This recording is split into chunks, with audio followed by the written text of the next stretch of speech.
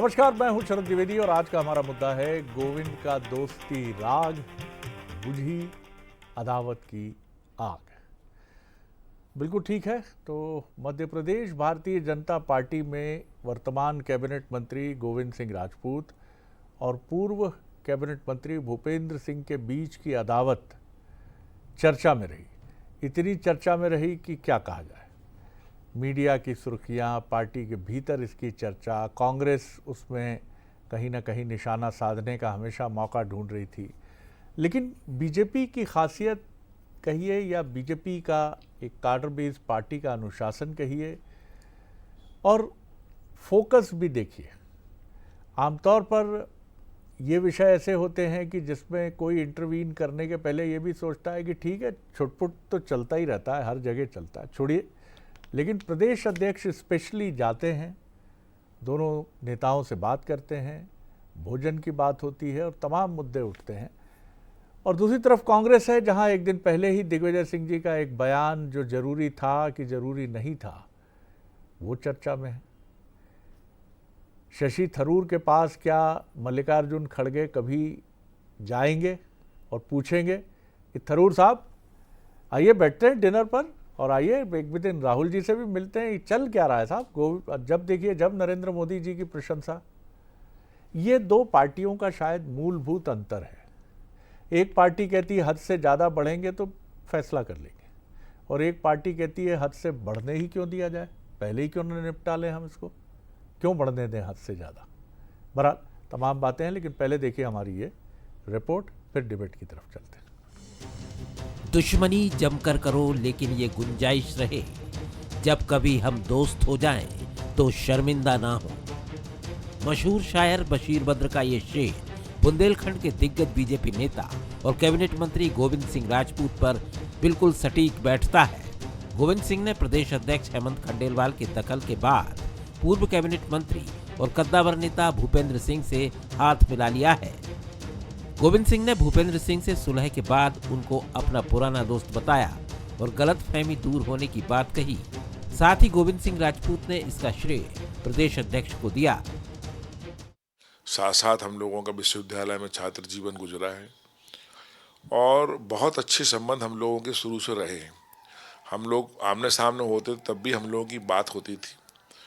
बीच में कुछ परिस्थितियां ऐसी बनी, कुछ भ्रम की स्थिति ऐसी बनी, या जो भी कारण रहे कि हम लोगों की बहुत कटुता भी हो गई थी, जो सबके सामने है।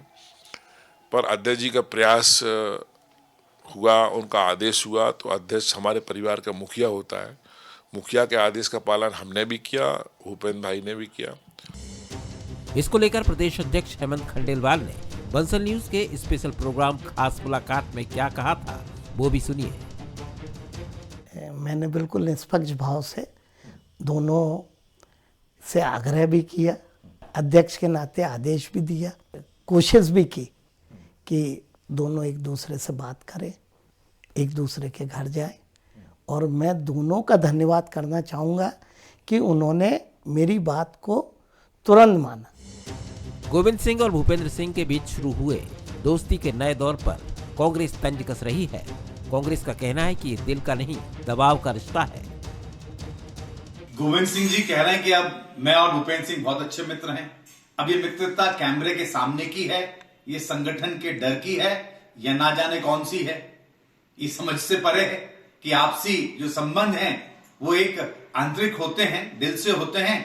अब संगठन सब जब डंडा चलाता है तो कैमरे के सामने जो चाह वो बुलवा देता है, तो बोल रहे हैं, और वो जो बोल रहे हैं आगे देखते हैं क्या होता है। कांग्रेस का सियासी जवाब जो भी हो, लेकिन इतना तो तय है कि बीजेपी का समन्वय तंत्र पार्टी की जीत का मूल मंत्र है। कांग्रेस इसी मोर्चे पर बीजेपी से कोसों पीछे खड़ी नजर आती है। तभी तो उसके संगठन में छोटी छोटी बातें बड़े विवाद और गुटबाजी में बदल जाती हैं, जैसे ताजा टैलेंट हंट विवाद और दिग्विजय सिंह के ट्वीट और बयानों का मामला। अगर कांग्रेस में बेहतर समन्वय तंत्र यानी संगठन होता तो शायद बात यहाँ तक नहीं पहुँचती। फिलहाल गोविंद के दोस्ती राग ने अदावत की आग को बुझा दिया है, जिससे बुंदेलखंड में बीजेपी को नई ऊर्जा तो मिलेगी ही। तो आपने देखा कि किस तरह बीजेपी अपनी चीज़ों को बेहतर करके आगे बढ़ जाती है, लेकिन कांग्रेस की मुश्किलें ख़त्म होने का नाम नहीं लेती हैं। बिल्कुल ठीक बात है। मुकेश नायक जी का मसला जो सामने आया, ये कहीं ना कहीं बताता है कि चीज़ें अंदर अंदर पनपती रहती हैं, लेकिन वो फिर एक विस्फोट के साथ या समाप्त होने की तरफ बढ़ती हैं या पार्टी को गहरा नुकसान पहुंचाती हैं। कर्नाटक में डीके शिव कुमार और सिद्धारमैया साहब के बीच का मसला वो खिंच ही रहा है अभी तक। जब देखें, जब खबर आती है कि अब ख़त्म होने वाला है, ख़त्म होने वाला है। हमारे सवाल देखिए, क्या गोविंद का दोस्ती राग भूपेंद्र सिंह से अदावत यानी राइवलरी ख़त्म होने का एक बहुत साफ संकेत है? क्या अध्यक्ष की कोशिश से हुई सुलह बुंदेलखंड में बीजेपी के लिए स्टेबिलिटी का इंडिकेशन है? क्या संगठन की कमज़ोरी ही कांग्रेस के लिए सबसे बड़ी परेशानी है? ये हमारे सवाल हैं। जो मेहमान हैं उनसे मिलिए। हमारे साथ स्टूडियो में दिनेश निगम त्यागी जी, वरिष्ठ पत्रकार हैं, राजनीतिक विश्लेषक हैं। बहुत स्वागत है दिनेश जी। साथ ही हैं अवनीश बुंदेला जी, प्रवक्ता हैं, कांग्रेस के युवा नेता हैं और बहुत साफ शफाक लहजे में बात कहने के आदी हैं।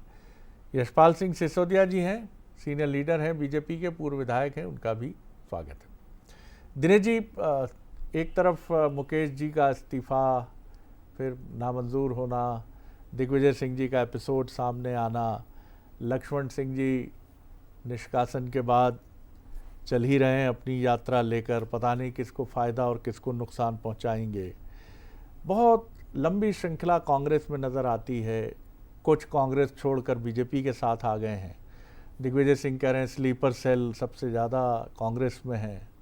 तमाम बातें हैं। तो एक पार्टी अपने मतभेद सुलझाती है, लड़ाई झगड़े ख़त्म करती है, और एक पार्टी के लिए चुनौती बने रहते। कैसे देखते हैं आप? ये बिल्कुल ठीक कह रहे हैं आप।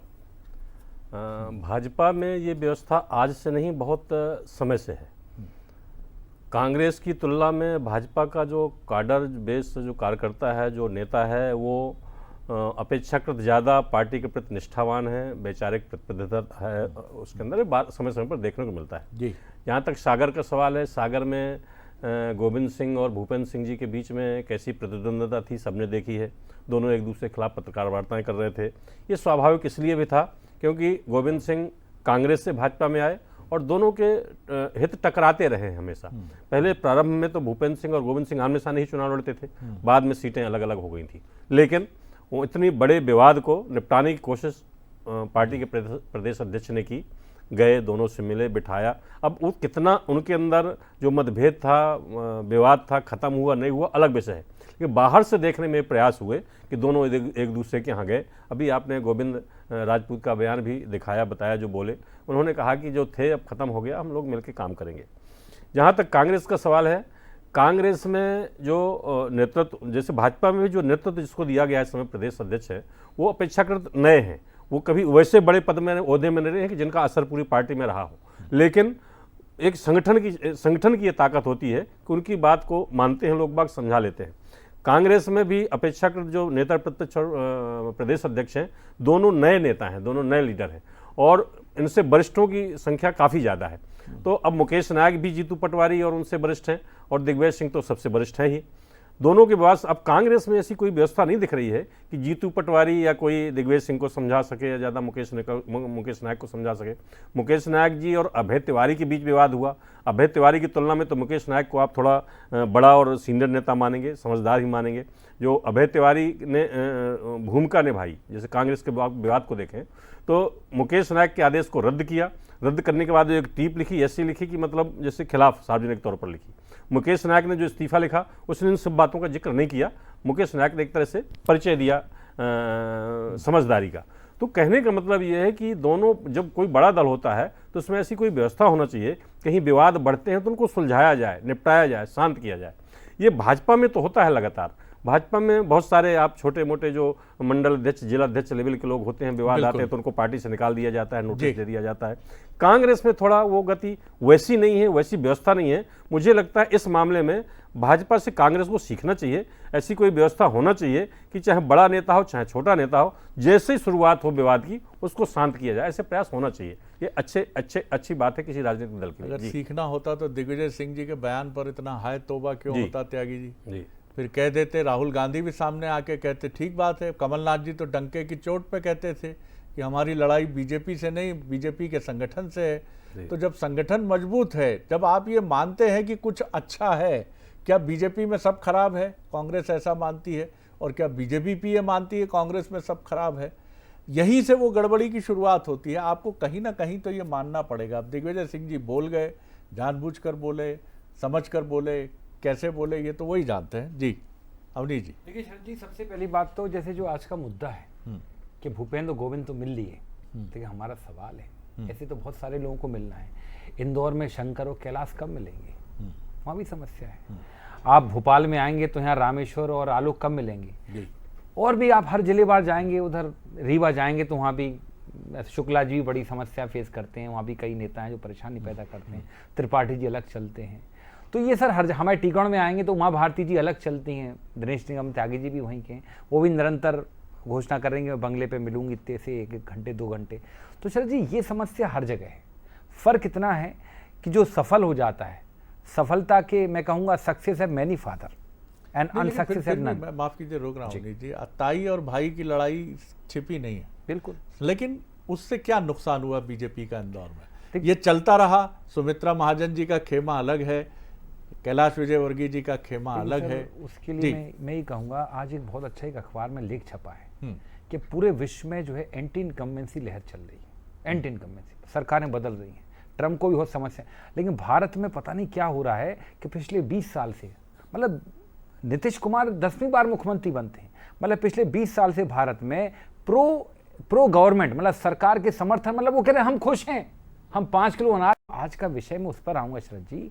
ये ठीक है, मैं कहता हूँ हेमंत खंडेलवाल जी ने प्रयास किया, वो दोनों गोविंद जी और अपने भूपेंद्र जी मिल लिए, अच्छी बात है। लेकिन मुझे वहाँ सागर की काफ़ी जानकारी है, ये इतना आसान नहीं है। ऊपर ही ऊपर बात है सर। फर्क देखिए, हम तो साफ स्वीकार करते हैं कि कांग्रेस और भाजपा में अंतर है, ये कोई दिक्कत नहीं है।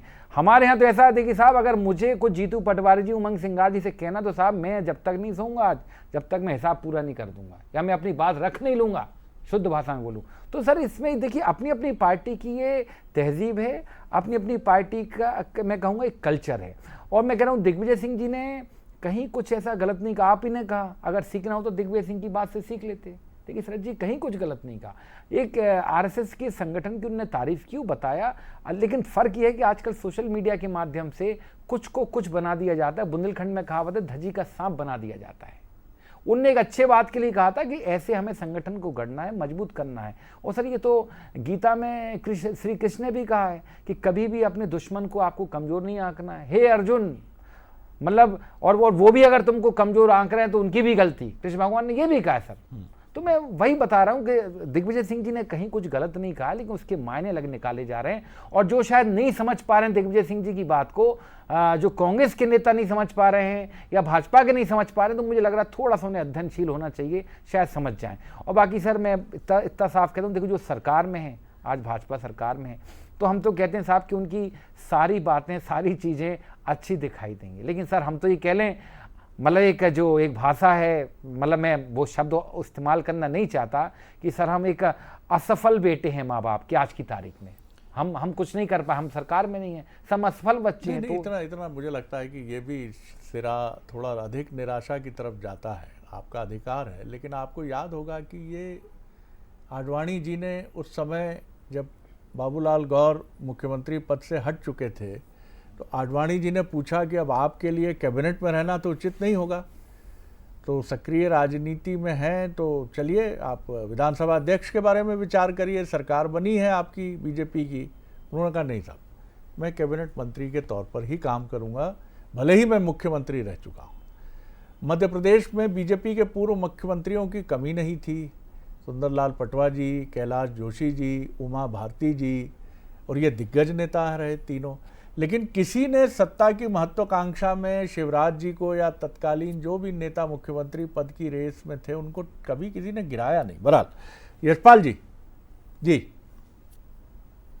देखिए शरद जी, जिस प्रकार से अभी आपकी रिपोर्ट में आपने स्वयं ने कहा है कि अंदर ही अंदर कांग्रेस में कुछ पकता है और पकने के बाद फिर वो न तो पच पाता है और पनपता भी है। शायद मुझे लगता है कि यही एक कारण है कि कांग्रेस में जो विवाद और जो विरोध उत्पन्न होते हैं वो सामंजस्य और समन्वयता की अभाव के कारण से ठीक समय पर संभल नहीं पाते हैं। और भारतीय जनता पार्टी में अगर मतभेद या मनभेद आ भी जाते हैं तो खुद प्रदेश अध्यक्ष जी ने, अभी आपने उसके साक्षात्कार की एक बाइट सुनी, उन्होंने कितनी बड़ी बात की कि निष्पक्ष भाव से उनका कहना था। और जब निष्पक्ष भाव से कोई व्यक्ति अगर किसी मामले में बात करता है परिवार के मुखिया के रूप में, देखिए भारतीय जनता पार्टी में परिवारवाद नहीं है संगठन में, इसीलिए परिवार में हर व्यक्ति की अपनी भूमिका है और उस भूमिका का हम लोग निर्वहन करते हैं। कांग्रेस को इस बात का चिंतन करना चाहिए शरद जी कि कमलनाथ जी की सरकार क्यों अपदस्थ हुई है, भारतीय जनता पार्टी ने नहीं गिरी। अगर सामंजस्य और समन्वय होता तो शायद सड़क पर उतरने की बात सिंधिया जी ने करी, उसको उसी समय समझ लिया जाता। मंत्री गए, विधायक गए, कई पूर्व सांसद गए, 4 लाख का फिगर आया मध्य प्रदेश में जब नरोत्तम मिश्रा जी को इसका संयोजक बनाया था। तो देखिए इतनी बड़ी संख्या में कांग्रेस टूट गई है, रस्ते जल गई पर बल नहीं गया। और अभी आपकी रिपोर्ट में आप बता रहे थे कि किस प्रकार से आपने शशि थरूर जी की बात की, राष्ट्रीय स्वयंसेवक संघ और भारतीय जनता पार्टी के संगठन की मजबूती को लेकर के दिग्विजय सिंह जी का जो हालिया बयान आया एक्स पर उन्होंने ट्वीट किया है, और उसको लेकर के अडवाणी जी के पास में ठीक नीचे मोदी जी बैठे हैं, तो उन्होंने जो तुलना करी थी उस तुलना का असर इतना रहा कि CWC की बैठक और बैठक के बाद हमने तो यहां तक सुना है अवनीश जी कितना सही है, राहुल जी स्वयं नाराज हो रहे हैं। और आज भी किसी अखबार में पढ़ रहा था सलमान खुर्शीद जी ने भी दिग्विजय सिंह की बात पर सहमति दर्ज कराई है। उन्होंने कहा यह बात बिल्कुल ठीक है कि भारतीय जनता पार्टी का संगठन जिस प्रकार से सामंजस्य और समन्वय के साथ काम करता है और जो ताकत और जो संगठन की कार्यशैली है वो कांग्रेस की नहीं बन पा रही है। तो इसको लेकर के पूरे कांग्रेस में खलबली मची हुई है। और आपने मुकेश नाइक जी की त्यागपत्र की बात कही है, मंडल के अध्यक्ष बनने में 780 मंडल के अध्यक्ष बनने में रतलाम जैसे महानगर के सेलाना के पूर्व विधायक हर्ष गहलोत जी त्यागपत्र दे देते हैं। और ये तो रोज की बात हो गई है शरद जी, 16 तारीख को त्यागपत्र होते हैं, 27-26 तारीख को त्यागपत्र होते हैं, 10 बजे त्यागपत्र हो जाते हैं, प्रतिलिपि किसी को दी नहीं जाती है, 12 बजे तक त्यागपत्र अस्वीकार कर लिया जाता है। ये सब जो घटनाक्रम होते हैं लेकिन शरद जी, ऐसी घटनाएं उसके पहले कांग्रेस क्यों आपके नहीं? यहाँ भी घटती हैं यशपाल जी, आप अच्छे से उस पर काबू पा लेते हैं। और रही बुंदेलखंड की बात तो नहीं, ये भी सही है। त्यागपत्र की बात शरद जी, त्यागपत्र की बात नहीं आती हमारे, बहुत समय से पहले संभाल लिया जाता है क्योंकि संगठन का भाव है हमारे यहाँ। आती हैं आपके यहाँ भी बातें, पहले भी उठी हैं, अभी भी उठती हैं, लेकिन हाँ, आपका जो रेस्क्यू मैनेजमेंट है वो बहुत मजबूत है। और दूसरा, आपके यहाँ एक और बड़ा मैनेजमेंट बड़ा मजबूत है कि कौन महत्वपूर्ण है, किससे संधि की जा सकती है और किसे निर्वासन की तरफ धकेल देना है। बीजेपी के नेताओं की ये अंतर्दृष्टि भी बड़ी प्रबल है और यही वजह है कि बहुत से ऐसे नेता जिनकी एक समय तूती बोलती थी वो आज इसी निर्वासन के चलते 50, 60, 65 की उम्र के बाद भी वो अंधेरे में जो बैठे हैं, नज़र उन पर भी तुम डालो, अरे और रोशनी वालों टाइप मामला है वो। जी त्यागी जी। जी बिल्कुल सही कह रहे हैं आप जी। और मुद्दा दिग्विजय सिंह पे चल रहा था, इन पे चल रहा था, और जैसे भाजपा का चल रहा था, भाजपा में भी विवाद कम नहीं है। अभी अवनीश जी ने कहा, आपने कहा रीवा में विवाद सार्वजनिक हुए, वहाँ के विधायक सांसद के और मंत्रियों के, सागर में हुए, इंदौर में हो जाते हैं, आपके चंबल ग्वालियर में कई विवाद आ जाते हैं। तो कई विवाद होते हैं, ऐसा नहीं कि भाजपा में विवाद नहीं है, होते हैं। लेकिन जैसा अभी आपने कहा कि उनकी स्थिति ये नहीं पहुंचती कि इतने ज़्यादा सार्वजनिक हों और इस्तीफे तक नौबत आ जाए फिर संभालना पड़े, उसके पहले संभालने की कोशिश की जाती है। हम लगातार खबरें सुनते हैं कि अब जो है भाजपा कार्यालय इसको तलब किया गया, उसको तलब किया गया, उसको समझाया गया, उसको बुलाया गया। तो भाजपा में सतत चलता रहता है, लेकिन कांग्रेस में ऐसा सुनने को कम मिलता है। जहाँ तक दिग्विजय सिंह की बात है तो दिग्विजय सिंह जी, जैसे अभी हम चर्चा कर रहे थे कि CWC की बैठक थी, CWC की बैठक, आपने एक ऐसा फोटो ट्वीट किया, उस पर ऐसा लिख दिया। ये फोटो मोदी जी का और अडवाणी जी के साथ कई फोटो हैं, एक फोटो नहीं है, ये कहाँ से एक निकाल के उन्होंने लिख दिया। और आपने जब CWC की बैठक में संगठन की मजबूती की चर्चा करने जा रहे हो, संगठन को लेकर बैठक करने जा रहे हो, उसके पहले आपने ट्वीट कर दिया कि भाई संयोग हो गया त्यागी जी। आपने भी देखा कि वो बैठ गए थरूर साहब के बगल। अब ये संयोग था जी जी कि दो नेता जो अपने कांग्रेस को लेकर कई बार, दिग्विजय सिंह जी का तो पहला ऐसा मसला सामने आया है जी। हालांकि उनके कुछ बयान पार्टी लाइन से ऊपर जाते रहे हैं, लेकिन शशि थरूर तो घोषित तौर पर अभी तक मोदी जी की तारीफ की। हाँ, अभी बोलते हैं। और थरूर जी सबसे पहले समर्थन में थरूर जी आए। ये जहाँ तक सलमान खुर्शीद का सवाल है तो दो तरह की उनकी है, और अवनीश जी अभी कह रहे हैं कि जो उनके बयान को समझा नहीं गया, तो राहुल गांधी जी ने भी नहीं समझा। आज चल रहा है कि राहुल गांधी जी भी नाराजगी व्यक्त की कि भाई आपने ठीक नहीं किया। तो जब आपका जो हाई कमान है, नेतृत्व तो वही नहीं समझ रहा है, तो नीचे वाले क्या समझेंगे? हर जगह से विरोध हो रहा है, हर स्तर पर विरोध हो रहा है, क्योंकि समय गलत चला उन्होंने। वो फोटो महत्वपूर्ण नहीं, ऐसे फोटो बहुत सारे चल रहे हैं उसमें, लेकिन आप कट्टर भाजपा और संघ के विरोधी हो। राहुल गांधी, प्रियंका गांधी झंडा उठाए घूम रहे हैं इनके खिलाफ, दिन रात कोसते हैं, पानी पीपर को कोसते हो, आप भी कोसते हो। और जब CWC की बैठक के पहले आप कह रहे हो कि संघ और भाजपा में संगठन कैसे चलता है, कैसे मजबूत होता है, अब हमको उसने सीखना चाहिए। सलमान खुर्शीद ने तो ये तक कह दिया था कि डकैत मजबूत होते हैं, तो क्या डकैतों से हम सीखेंगे? मतलब उन्होंने एक तरह से संघ की तुलना डकैतों से कर दी थी। एक सांसद ने तो और कुछ उठपटांग बोला था। तो कहने का मतलब अलकायदा कह रहे हैं एक तो। जी हाँ, अलकायदा से थोड़ा सीखेंगे। तो तरह तरह के बयान आ रहे हैं। बयान में अगर कोई गड़बड़ी ना होती, वैसे सामान्य तौर पर दिया गया होता तो कोई बात नहीं। दिग्विजय सिंह तो इसके आदी हैं। दिग्विजय सिंह की स्थिति ऐसी बन गई है कि कहीं बांग्लादेश का मसला हो, अभी बांग्लादेश में देखिए, बांग्लादेश में जो हिंदुओं के साथ हुआ, दिग्विजय सिंह ने कह दिया कि जो अपने भारत में होता है उसकी परिणति है वहाँ। तो कहाँ से कहाँ जोड़ देते हैं, तो कुछ सोच समझ के बोलना चाहिए। प्रियंका गांधी लोकसभा के अंदर बोल रही हैं, तो कह रही हैं कि बांग्लादेश में गलत हो रहा है हिंदुओं के साथ और सरकार को कड़ी आपत्ति दर्ज कराना चाहिए। वो एक बार भी भारत की चर्चा नहीं कर रही हैं कि हम मुसलमानों के साथ क्या होता है, लेकिन दिग्विजय सिंह उसको बांग्लादेश की घटनाओं को भारत से जोड़ देते हैं। तो मुझे लगता है इतने वरिष्ठ नेता को, आप 79 और 80 के हो रहे हैं और इतने सारे पदों में रहे हैं, मुख्यमंत्री रहे हैं, तो इनको तो सोच समझ के बोलना चाहिए। इससे पार्टी की स्थिति खराब होती है और खराब हो रही है।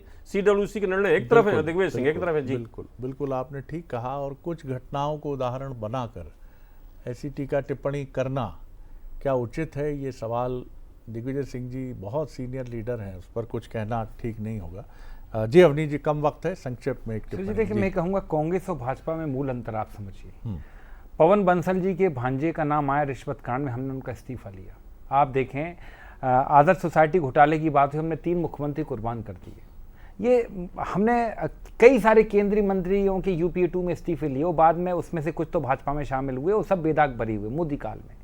लेकिन सर, भारतीय जनता पार्टी की तहजीब ये है, और आप देखें, और बाकायदा कड़ाई से उन पर आपत्ति ली हम लोगों ने, और कई लोगों ने अपनी पार्टी के नेताओं पर ही आपत्ति ली, उनको बाहर किया। लेकिन सर, यहाँ स्थिति ये है, मतलब खुद जो मंत्री हैं प्रतिमा बांगरी, उनके भाई, उनके परिवार के लोग गांजा तस्करी में पकड़े जाते हैं, इस्तीफे नहीं होते। 2 दिन बाद वो खुद सरकार पर सवाल खड़े करती हैं, एक रोड को उदाहरण पेश करती हूँ कि भाई ये रोड है, इस्तीफे नहीं होते।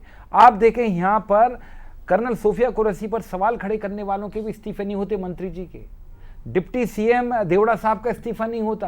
तो देखिए, ये कांग्रेस और भाजपा, अगर यही कांग्रेस होता सर, तो कांग्रेस में उन्हीं मंत्रियों के खिलाफ 10 जवाब देता हूं। यशपाल जी, सवाल खड़े किए हैं बुंदेला जी ने। जी देखिए, ये सवाल बेबुनियाद है शरद जी, इसलिए कि जो उदाहरण या जो बात अवनीश जी दे रही है, वो उसमें भारतीय जनता पार्टी ने प्रतिमा बागरी जी 2 मसलों को लेकर चर्चा में तो आई, आप मानेंगे आप ये बात? शरद जी मेरी बात हो जाती है।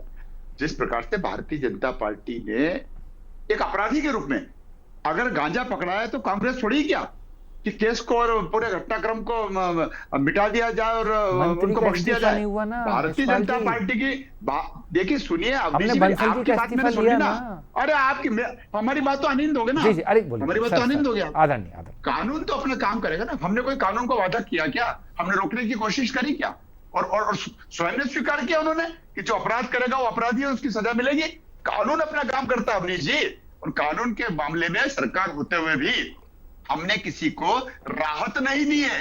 ये आप मानना, ये भारतीय जनता पार्टी के नेतृत्व में सरकार, डॉक्टर मोहन यादव जी ने अगर कहा है कि 0 टॉलरेंस हम काम कर रहे हैं, तो हमने वो कर करके बताया। चलिए, लेकिन कुल मिलाकर ये तो बेहिचक कहा जा सकता है कि बीजेपी इस मामले में शुरू से, ऐसा नहीं कि उसके संघर्ष काल में भी उसने, बलराज मधोक जनसंघ के एक बहुत ताकतवर नेता थे, लेकिन जब वो किनारे हुए तो किनारे हो गए। और जनसंघ से लेकर आज तक आप बीजेपी के नेताओं की एक लंबी श्रृंखला देखेंगे, जो किनारे गए सो गए, जिन्होंने पार्टी से ऊपर होने की कोशिश की वो किनारे हो गए। ये बीजेपी ने अपना एक चरित्र बनाया है और इस चरित्र के पीछे बेहिचक दिग्विजय सिंह सही कहते हैं, अगर वो संघ की तरफ इशारा करते हैं जिससे वो खुद भी नाराज़ और दुखी रहते हैं, ऐसा दावा उनका है, वो राष्ट्रीय स्वयंसेवक संघ है, जो हमेशा ये बात कहता है कि अपने चाल चरित्र और चेहरे को बेहतर रखिए, तभी आप दूसरों पर कुछ उंगली उठाने योग्य बने रहेंगे, इसलिए अपने को बेहतर रखिए। ये दबाव बीजेपी पर हमेशा रहता है और राजनीतिक समीक्षक ये बात हमेशा कहते हैं कि ये प्रेशर बीजेपी लेकर चलती है। बहरहाल आगे किस तरह की परिस्थितियां होंगी ये तो भविष्य ही बताएगा, लेकिन आप तीनों मेहमानों का बहुत शुक्रिया और आगे देखिए हमारा